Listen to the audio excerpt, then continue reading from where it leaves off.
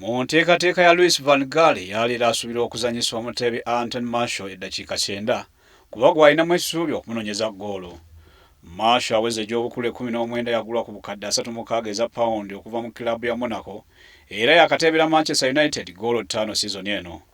Van Gaal agamba newankubadde amawulire mu Bungereza agasinga kukulembeza kapiteeni wa ttiimu Wayne Rooney alina essuubi nti musayi mutono asobola bulungi okumusambira amakkati ng'oggyeko n'ennamba 7.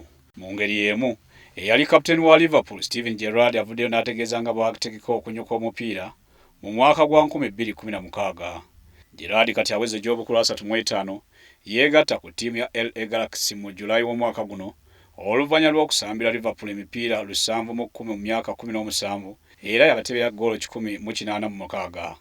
Ate mu ttiimu ya Galaxy mu mipiira 14 gy'akabasambira asobodde okubateebera ggoolo 2.